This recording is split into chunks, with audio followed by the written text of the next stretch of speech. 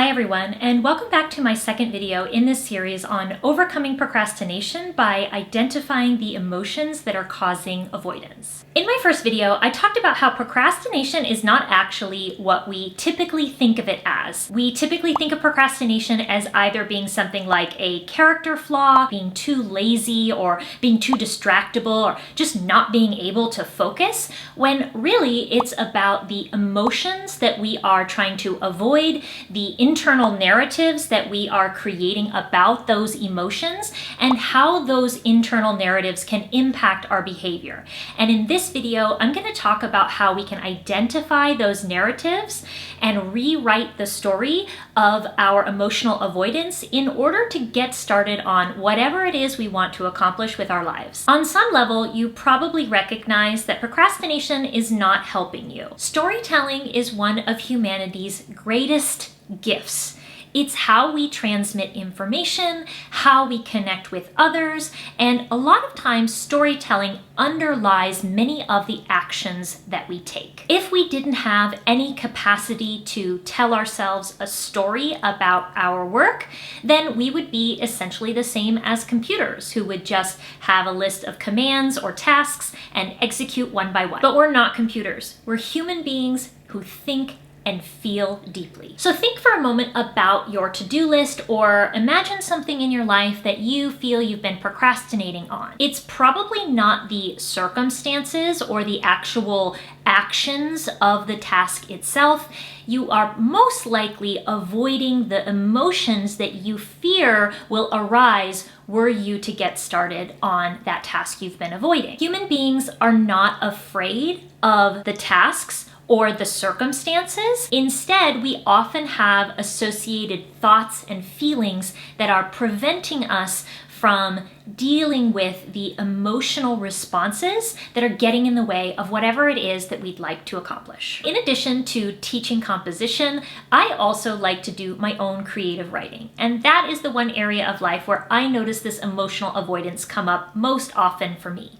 In fact, emotional avoidance is the reason why, even though I knew I wanted to write a novel since I was in the 6th grade, I didn't get started until I was almost 30 years old. Whenever I thought about writing a novel, I would imagine that it would never be as good as I hoped it could be, that people wouldn't want to read it, that some people might even make fun of me for trying to become a novelist, that I would have to face this fear of mine, that this dream was just simply not possible, not reachable in my life. But I wasn't operating on the level of recognizing those thoughts. I was just thinking, oh, it's not a good time for me to write a novel because I'm busy with school, or I'm in graduate school, or I'm working, or you know what, the summer is going to be the perfect time for me to get started on that novel. And year after year after year, I kept putting it off, aka procrastination. Many of you still might be feeling some hesitation, some fear and anxiety, and I want to recommend that you acknowledge your brain for trying to keep you safe. Use some of those nervous system regulation strategies I talked about in my first video, and then give these next group of strategies a try. Tip number 1 is to play out the whole catastrophe. A lot of times when we're afraid of something, there's sort of this vague notion of what might happen, like the worst case scenario, but very rarely do we actually take the time to play out, what would I do if this worst case scenario actually came to pass? Let's say, for example, you want to write a novel, and your worst case scenario is that you would start writing the novel and you would never finish it, okay? That's a valid fear. However, when we play out the worst case scenario, we are already in the position of never finishing the novel because we haven't gotten started, and we feel more or less fine. Maybe we feel a little disappointed, but we basically can get through the day. Maybe your worst case scenario is that you write the novel and then you get rejected by publishers or literary agents. When we play out that worst case scenario, what happens then? How do you feel in your body? What would you do next? For me, I would consider, okay, I learned what not to do, and perhaps I would seek out some help in the form of a book coach, or I would join a writing group, or I would keep going like so many authors before me who have written novels that were rejected multiple times before they finally found the right home. Let's say you're afraid of other people in your life either being dismissive or possibly even making fun of you for pursuing your creative dreams. If you really play out that scenario, what happens in the worst case version of that? Maybe somebody is slightly dismissive or says they don't like something or sends you an email that says, I hate everything you've ever created. And what happens then? You can respond to the person, which, plenty of people enjoy getting into the comments. You can delete the email and you can reevaluate whether or not that's someone you want to listen to in your life. When we think about it in those terms, we realize that even though our body feels a sense of danger, like our life might be in threat, it's not actually dangerous to do something that puts ourselves out there, and that we can in fact build the skill of feeling self-confidence and self-trust in going after our dreams. Even when I'm working with clients and we do this play out the worst case scenario journaling exercise, a lot of times their worst case scenario is so over the top. It's like, everyone rejects me, I'm fired from my job, I'm shunned by my family, and I end up having to sleep on a church pew or live underneath a bridge. That just is very unlikely to happen. And what then you can do is take a look at the narrative that you've constructed and recognize all the points along the way where you would have options. You would have control or choices that you could make to prevent those things from taking place. So once we've put everything down on the page and we've journaled out the worst case scenario, take a look at one of the thoughts that you wrote down. Look at everything you've written down and identify what feels the most painful, the stickiest, the one that just internally your stomach is in knots about. That thought is probably at the root of the emotion that is causing the avoidance leading to the procrastination. So if the thought is something like deep-seated fear, deep anxiety about the outcome, then you can identify that emotion as anxiety. Then you can use the emotion processing guide to allow the anxiety, to process the anxiety, to recognize and name the sensations in your body, and then, almost like magic, watch that anxiety dissipate. And if emotions are something that are sort of unfamiliar to you, you'd be surprised how difficult it can be sometimes to recognize the actual emotion underlying the narrative. I highly recommend using a feelings wheel. I like to begin in the center to identify the core emotion, and I always think of the movie Inside Out because they did such a great job in that film with identifying these sort of quirky characters for each of these core emotions, and then moving out from that circle to identify the more specific and what's known as emotionally granular terms. I highly recommend Dr. Lisa Feldman Barrett's book, How Emotions Are Made, if you want to learn more about emotional granularity. After we've done the emotion processing, it's the perfect time to start crafting a new narrative around whatever it is you're trying to accomplish. A lot of times we think of that task that we've been avoiding as inherently boring, difficult, or unpleasant. But we know that can't possibly be true because different people feel differently about certain tasks.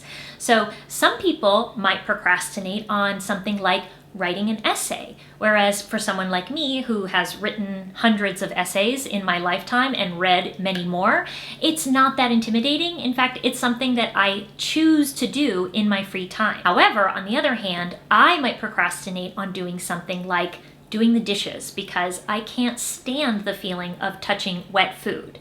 So my procrastination is going to be different than someone else's procrastination, which means that each of us has our own individual narrative that is causing a certain set of emotions that we are likely avoiding, and that is why we are procrastinating. Part of crafting a new narrative is identifying what is the emotion I would like to feel. So we feel a lot of the time that we are subject to these emotions that just sort of appear at random, or we often feel that other people cause our emotions.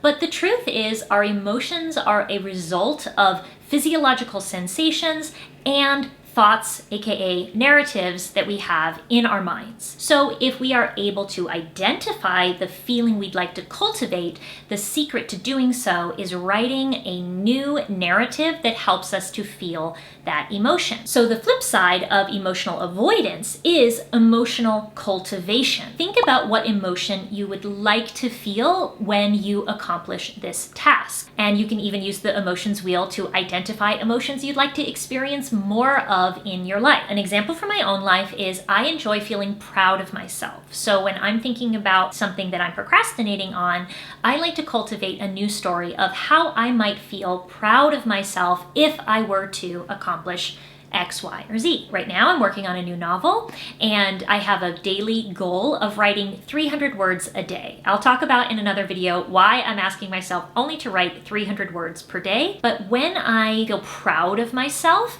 it's often related to the idea that I'm going after my dreams, or I'm pursuing something that's really meaningful to me. And one of the ways that I go after my goals is by doing daily work, daily practice. And I got this idea from the book, The Practice by Seth Godin. And the idea behind it is that when we are working on something creative, it's not waiting for the muse. It's not just hoping for some burst of inspiration that comes in once in a blue moon.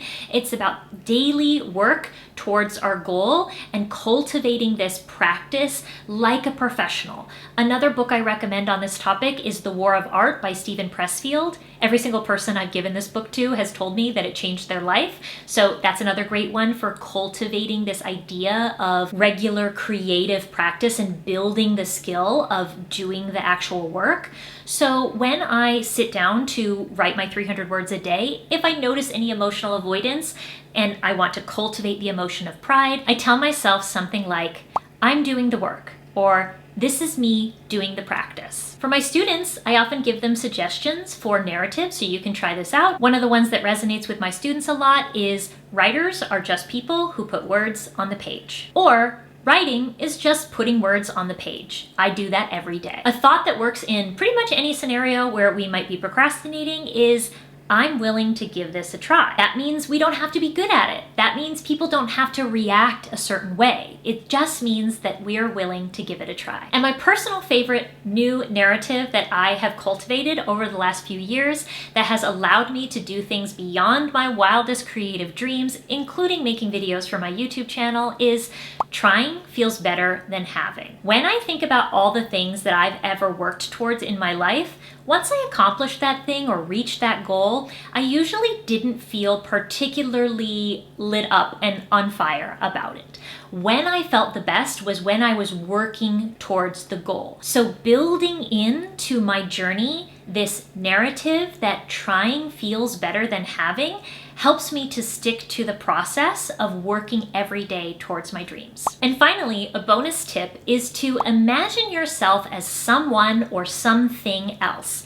Part of this idea was inspired by Gretchen Rubin in her podcast Happier, when she talked about this skill of pretending to be her own manager. So when she might be procrastinating, which for some reason I doubt that she ever does because she's so prolific in all of her work, she will pretend to be her own manager, and she'll do things like a manager would do for their top client.